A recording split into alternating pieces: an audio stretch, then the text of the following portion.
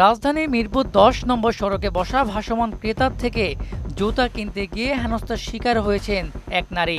সোমবার বিকেলের এই ঘটনায় ওই নারীর গায়ে হাত দেয়া, তাকে চট থাপ্পড় মারার একটি ভিডিও সামাজিক যোগাযোগ মাধ্যমে ছড়িয়ে পড়ে। ভাইরাল হওয়া ১ মিনিট ১৬ সেকেন্ডের ভিডিওতে দেখা যায় ওই নারীকে চট থাপ্পড় দিচ্ছেন একজন, তার হাত ধরে টানাটানিও করতে দেখা যায়। এ সময় পাশ থেকে কয়েকজন চোর চোর বলছিলেন।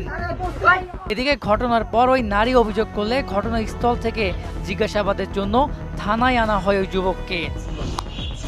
জানা গেছে ওই যুবকের নাম সিফাত, বাসা কিশোরগঞ্জ। তবে এমন ঘটনার জন্য নিজের ভুল স্বীকার করে ভুক্তভোগী ওই নারীর কাছে ক্ষমা চেয়েছেন তিনি। কেন করলাম, কেন করলাম, কি মনে হয় আমরা তোমার ভালো ব্যবহার করছি না? তাহলে তোমার উপলব্ধ হয়েছে পুলিশকে ভালো ব্যবহার করছে, মানে আমার কোনো গাড়ি পাশে তুমি মেয়ের সাথে খারাপ ব্যবহার কেন করলাম? মেয়ের সাথে খারাপ ব্যবহার যেটা করছে এর আগে যে কাহিনী আমার সাথে করেছে তো হয়নি।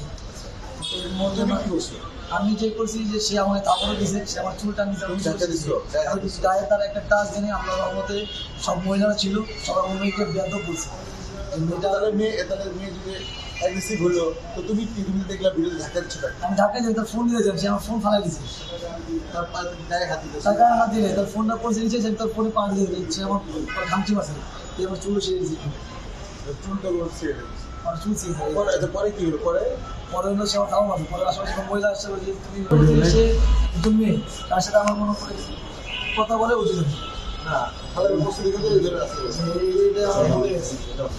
ঘটনার মীমাংসার তথ্য দিয়ে মিরপুর থানার ভারপ্রাপ্ত কর্মকর্তা সাজ্জাদ রুমন জানান, ঘটনাটি মীমাংসা হয়েছে। এছাড়া ওই নারী আগের অভিযোগও প্রত্যাহার করেছেন। এ ঘটনায় পুলিশ একটি জিডি করেছে বলে জানান এই কর্মকর্তা।